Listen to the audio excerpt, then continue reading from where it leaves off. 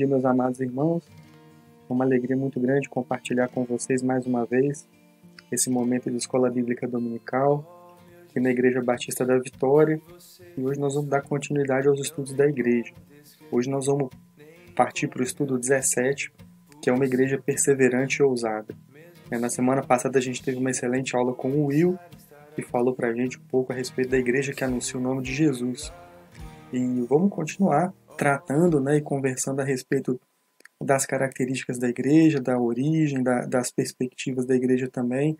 Nós temos nas últimas semanas estudado esse assunto com base no texto de Atos, e isso tem nos trazido um aprofundamento a respeito do papel da igreja e de tudo aquilo que aconteceu na igreja primitiva e que nos serve para a igreja de hoje. E hoje nós vamos dar continuidade nesse estudo, com o estudo 17.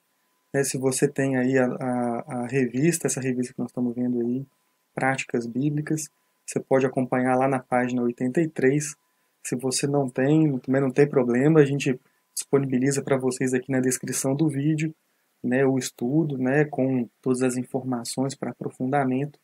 E hoje, nesse estudo 17, nós vamos ter uma dinâmica talvez um pouco diferente, porque nós vamos ter um estudo mais panorâmico a respeito dos capítulos 4 e 5 de Atos, para tratar justamente de duas características importantes da igreja de Atos, que era uma igreja perseverante e era uma igreja ousada. Então, nesse contexto, nós vamos conversar a respeito do contexto da igreja e de alguns fatos que ocorreram e que nos levaram a essa percepção de que é uma igreja de fato perseverante e ousada. Eu convido os irmãos para um momento de oração, a fim de colocar esse estudo nas mãos dele. Deus amado Pai querido, nós agradecemos o Senhor por esse dia, agradecemos o Senhor por esse momento de estudo, pedimos perdão pelas nossas falhas, Deus, e rogamos que o Teu Espírito esteja abrindo o nosso entendimento, Pai, para entender a Tua mensagem, para entender a Tua palavra para a nossa vida, Deus. Que nós possamos ser não só ouvintes, mas praticantes dos ensinamentos que o Senhor tem para nós, Pai. Que o Teu Espírito possa nos incomodar a cada palavra e possa nos ajudar a colocar tudo isso em prática. Nós agradecemos ao Senhor por tudo, Deus, e te louvamos em nome de Jesus. Amém. Para tratar desse estudo, em Atos 4 e 5, como eu falei, nós vamos fazer um estudo panorâmico. Então, nós vamos acompanhando o texto ao longo desse estudo, e à medida que a gente for acompanhando, nós vamos também comentando a respeito desses acontecimentos lá dos capítulos 4 e 5 de Atos. Para a gente iniciar essa palavra, é importante, esse estudo é importante a gente destacar que o ensino dos apóstolos em Jerusalém naquela época realmente era um ensino revolucionário, porque era um ensino libertador, um ensino que saía um pouco da hipocrisia e do legalismo e colocava a presença de Jesus como sendo a coisa mais importante a se buscar.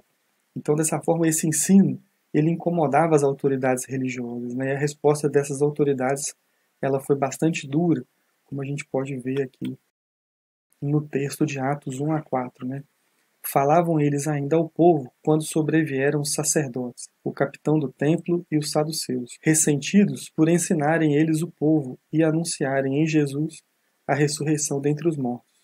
E os prenderam, recolhendo-os ao cárcere até o dia seguinte, pois já era tarde. Muitos, porém, dos que ouviram a palavra aceitaram, subindo o número de homens a quase 5.000.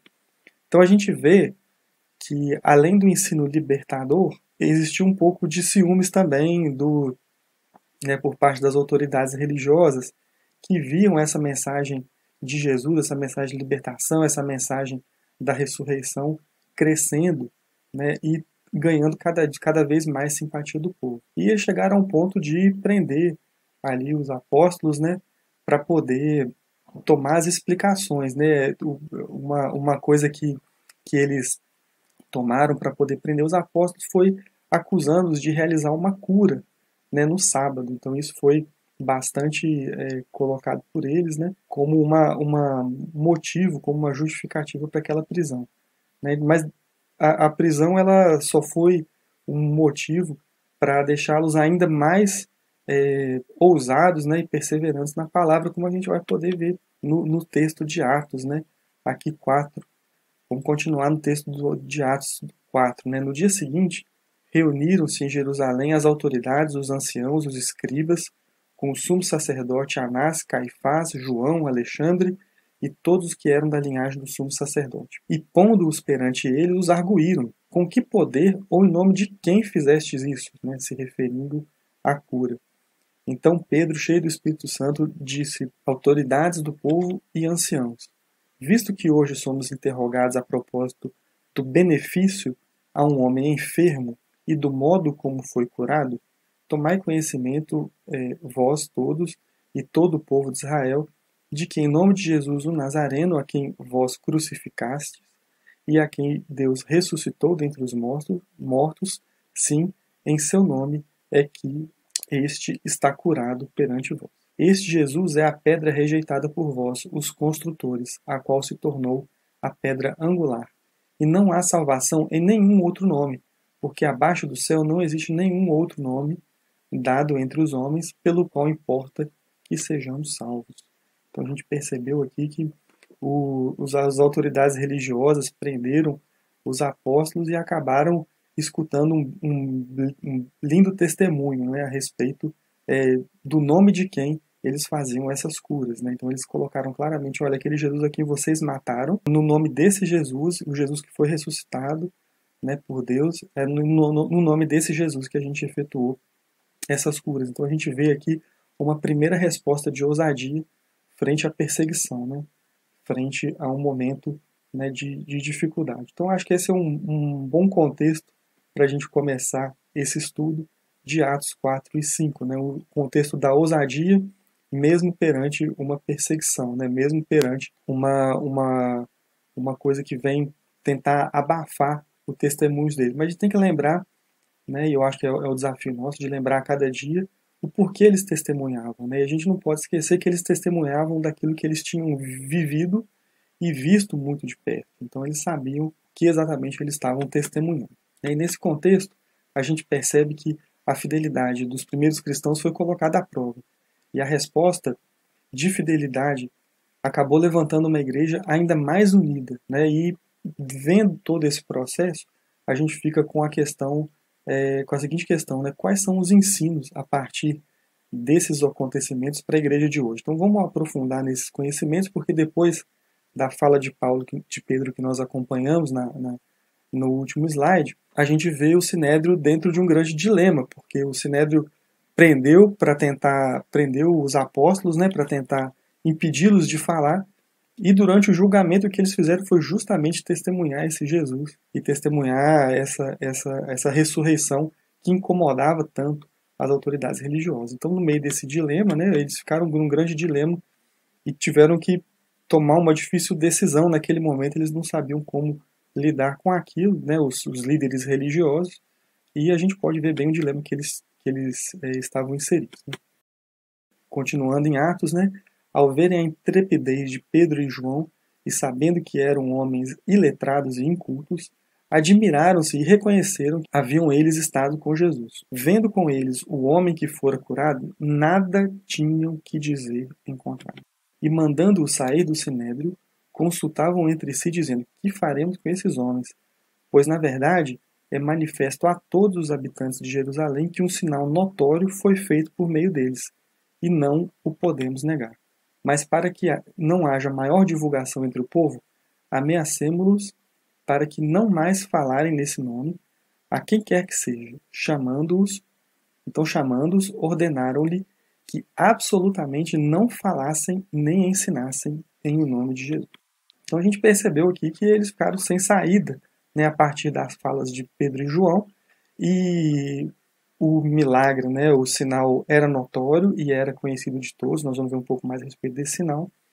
E tomaram a única posição que eles acharam que era possível, que era justamente ameaçar os dois e dizer: olha, vocês nunca mais falem no nome de Jesus. Porém, Pedro teve uma clareza muito grande em frente a essa ameaça, né, e percebeu claramente a necessidade de pregar, como a gente vai poder ver nesse próximo texto. Mas Pedro e João responderam: julgai se é justo diante de Deus ouvir-vos antes a vós outros do que a Deus. Ou seja, julgai se é justo ouvir vocês ou ouvir a Deus. Pois nós não podemos deixar de falar das coisas que vimos e ouvimos. Então vocês vejam que Pedro e João tiveram muita clareza ali de falar, olha, entre escutar vocês e escutar a Deus, é claro que nós vamos escutar a Deus e é claro que nós vamos continuar falando das coisas que nós vimos e ouvimos, né? E nesse contexto, o Sinédrio ficou sem uma forma de lidar com isso melhor e tratou, né, depois, ameaçando-os ainda mais, os soltaram. E não tendo achado como os castigar por causa do povo, porque todos glorificavam a Deus pelo que aconteceram. Ora, tinha mais de 40 anos aquele em que se operara essa cura milagrosa. Então a gente percebe que houve uma cura de um homem que já tinha mais de 40 anos, que estava ali à vista de todos, que todos conheciam, e esse homem que era paralítico foi curado, né, por meio dessa cura, e essa cura foi realizada por meio do nome de Jesus, e realmente não havia muito mais o que fazer senão ameaçá-los e dizer, olha, vocês não falem mais nada, vamos deixar por aqui. É claro que eles não falaram com essa tranquilidade que eu falei agora, eles impuseram uma forte ameaça para que eles não falassem mais, né, a respeito do nome de Jesus, mas falaram a primeira vez, Pedro e João responderam, olha, como é que nós vamos escutar vocês e não escutar a Deus, né? A solução que o Sinédrio encontrou foi ameaçá-los ainda mais pesadamente, e nós vamos ver mais para frente que não funcionou, né? Que a ameaça do Sinédrio, felizmente, não funcionou, porque tão logo eles saíram da presença do Sinédrio, eles se encontraram com os irmãos, né? Com os outros irmãos, procuraram os irmãos, né? E a primeira coisa que eles fizeram foi glorificar a Deus e foi entrar em oração, agradecer pelo que tinha acontecido e exaltar o nome do Senhor. Então essa foi a primeira atividade que eles tiveram depois que foram soltos. Então a gente pode ver aqui em Atos, né, uma vez soltos, eles procuraram os irmãos e lhes contaram quantas coisas lhes haviam dito os principais sacerdotes e anciãos. Ouvindo isso, unânimes, levantaram a voz a Deus e disseram, Tu, soberano Senhor, que fizeste o céu, a terra, o mar e tudo que neles há, que dizeste por intermédio do Espírito Santo por boca de Davi, nosso pai, e teu servo? Por que se enfureceram os gentios e os povos imaginam coisas vãs? E continuaram na sua adoração, na sua oração a Deus, e como resultado desse momento de ousadia e de oração, né, houve uma manifestação muito poderosa, mais uma manifestação do Espírito Santo muito poderosa naquele momento, que levou-os a anunciar a palavra com ainda mais intrepidez. Vamos ver. Tendo eles orado, tremeu o lugar onde estavam reunidos. Todos ficaram cheios do Espírito Santo e com intrepidez anunciavam a palavra de Deus. Então vejo que logo depois da oração, o local que eles estavam tremeu, né, e isso aumentou a fé, aumentou a intrepidez com que eles pregavam o Evangelho, né? Aumentou a ousadia, aumentou o fervor com que eles faziam essa pregação. Então, a gente percebeu aqui já, né, que depois da perseguição eles permaneceram fiéis, né, na pregação, tanto na frente do próprio Sinédrio, né, quanto nas reuniões que eles faziam posteriormente. E a gente percebe que essa igreja, logo depois de relatar esse momento, né, dessa manifestação do Espírito, existe um relato a respeito da igreja e de como a igreja era naqueles tempos, né, qual que era essa atitude da igreja e como era uma atitude modificada. Então vamos dar uma olhada lá a respeito nessa atitude da igreja que toma a decisão de obedecer a Cristo, né? Então essa igreja que toma a decisão de obedecer a Cristo é uma igreja que tem unidade e comunhão, né? A gente vê lá em Atos 4:32, na multidão dos que creram era só um coração e a alma, ninguém considerava exclusivamente nem uma das coisas que possuía, tudo porém lhes era comum. A gente percebe claramente aí a unidade e a comunhão, né? Eram só um coração e a alma. A gente percebe também a manifestação da graça de Deus, né? Com grande poder, os apóstolos davam testemunha da ressurreição do Senhor e em todos eles havia abundante graça. A gente percebe também a generosidade, pois nenhum necessitado havia entre eles. Portanto, os que possuíam terras ou casas, vendendo-as, traziam os valores correspondentes e depositavam aos pés dos apóstolos. Então se distribuía a qualquer um à medida que tinham necessidade. E a gente percebe também a integridade, né? José, a quem os apóstolos deram o sobrenome de Barnabé, que quer dizer filho da exortação, levita natural de Chipre, como se tivesse um campo, vendendo-o, trouxe o preço e depositou aos pés dos apóstolos. A gente percebe uma igreja modificada aí com unidade e comunhão, com a manifestação visível da graça de Deus, uma igreja generosa e uma igreja íntegra. Então, são esses, né, o desdobramento da ousadia, o desdobramento do agir do Espírito é justamente, né, essa modificação, né, no proceder, né, e no senso de comunidade dessa igreja. A gente fala um pouco a respeito dessa obediência, né, mesmo frente a uma ameaça tão forte como a ameaça do Sinédrio. Eles permaneceram firmes e permaneceram pregando ousadamente a palavra de Deus. Né? E vamos continuar falando um pouco a respeito de ousadia, né, e perseverança, né, justamente porque a gente está percebendo que a igreja ela nunca teve isenta de dificuldades. Né? Na verdade, as dificuldades elas sempre despertaram um maior temor, introspecção e influência purificadora para que a igreja se fortalecesse. Então, essa é uma questão importante que nós vamos tratar agora, né, de momentos de dificuldade, né, e que esses momentos de dificuldade redundaram em ousadia, em uma igreja com maior temor do Senhor, com maior introspecção e com um desejo cada vez mais de se purificar, de separar para glorificar e para honrar o nome de Deus. Então vamos ver um pouco a respeito disso, começando por uma situação, né, a gente percebeu até agora, né, como diz no comentário de Atos do John Stott, a primeira onda de perseguição do diabo mesmo foi por fora, né, foi uma perseguição que veio de fora, foi uma dificuldade imposta pelos religiosos da época, mas, né, as dificuldades também começaram a ser internas, né, e essa segunda dificuldade, que é a dificuldade interna, é bem manifesta na passagem que relata Ananias e Safira, né, a história de Ananias e Safira, em que a gente pode perceber uma dificuldade, né, que é a dificuldade da integridade, que é a dificuldade de manter uma palavra honesta, né, de não se render às aparências. Eu acho que essa é uma questão que fica claro na passagem que fala de Ananias e Safira, que foi tratada com muito rigor, mas era uma questão simbólica para aquele momento, era uma questão que indicava a importância de manter um coração íntegro e verdadeiro perante a igreja e perante o Senhor. Né? Então, a gente vai ver um pouco como é que foi essa questão. Foi um momento de espanto mesmo para a igreja. E nós vamos ver que esse momento, o que aconteceu a partir desse momento. Né? O que houve foi o seguinte. Então disse Pedro, Ananias, por que encheu Satanás o seu coração, para que mentissem ao Espírito Santo, reservando parte do valor do campo? Conservando-o, porventura, não seria teu? E vendido, não estaria em teu poder? Como, pois, assentaste no coração esse desígnio? Não mentiste aos homens, mas a Deus. Ouvindo essas palavras, Ananias caiu e expirou, sobrevindo grande temor a todos os ouvintes. Então veja que Ananias não precisava ter vendido. Não era uma ordem da igreja primitiva que todos vendessem suas propriedades e entregassem nos pés dos apóstolos. Isso era uma coisa voluntária, né? Era uma atitude voluntária, né? E ele também não tinha obrigação de dar o valor inteiro, eles podiam dar um valor parcial, né? O importante era a sinceridade. Nesse momento não havia sinceridade, né? E Deus tratou com grande veemência, né?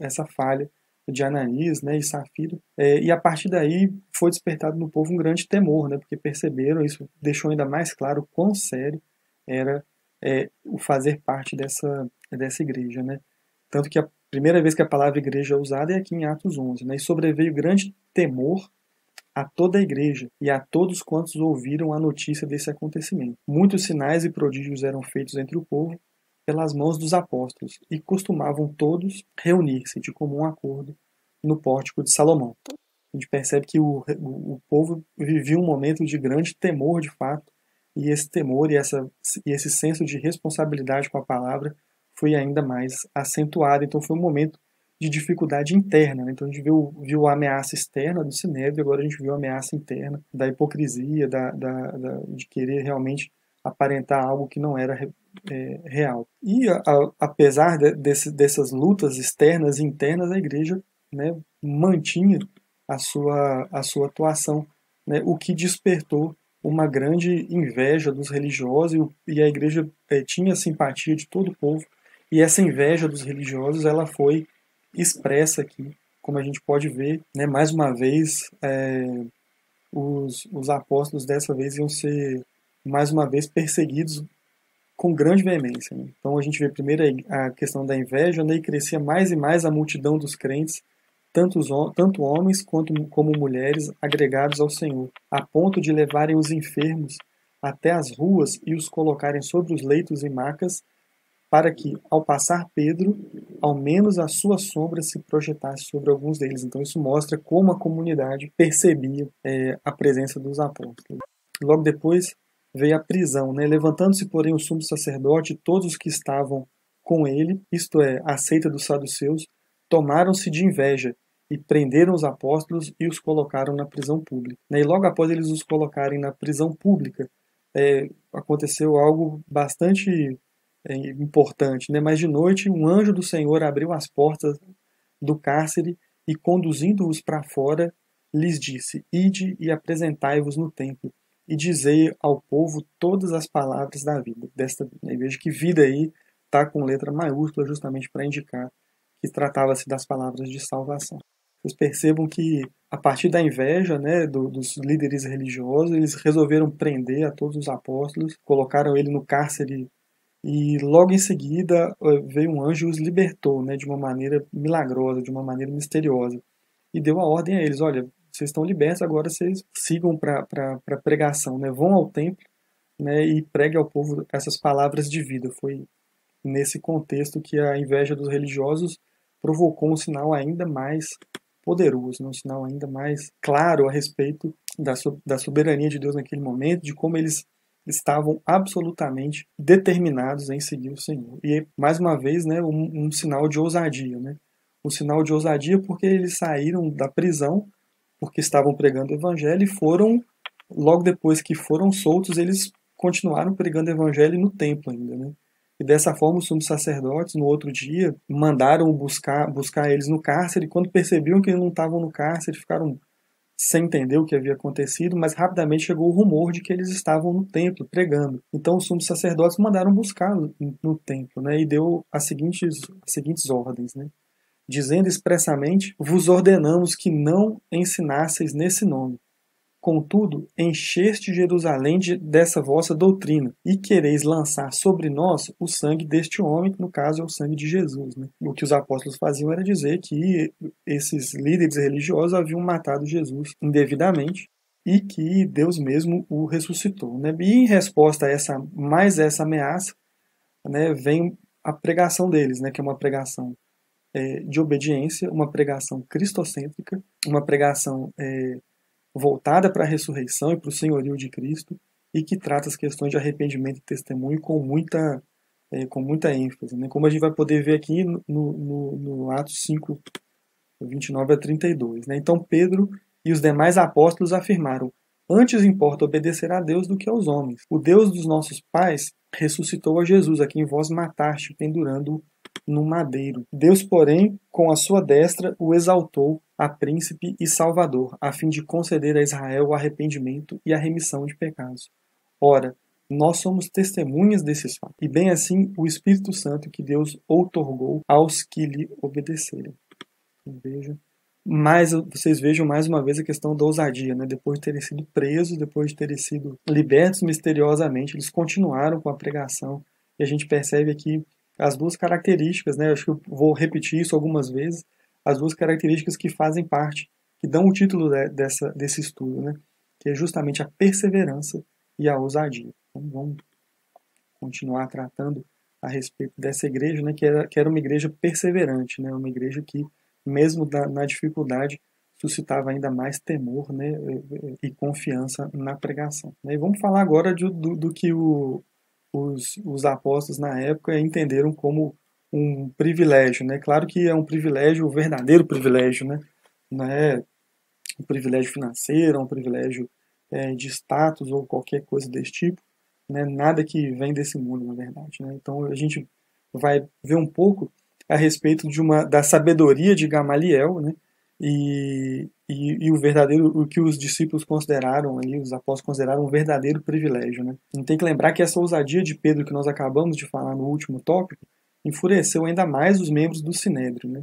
E que nesse momento de fúria estavam pensando o que iam fazer com esses apóstolos para poder justamente parar, fazer com que eles parassem de alguma forma.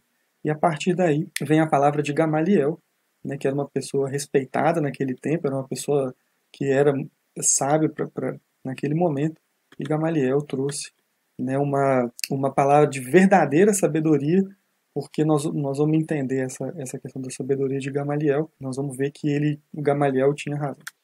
Mas levantando-se no sinédrio um fariseu chamado Gamaliel, mestre da lei, acatado por todo o povo, mandou retirar os homens, né, os apóstolos, por um momento e lhes disse: Israelitas, atentai bem no que ides fazer a estes homens.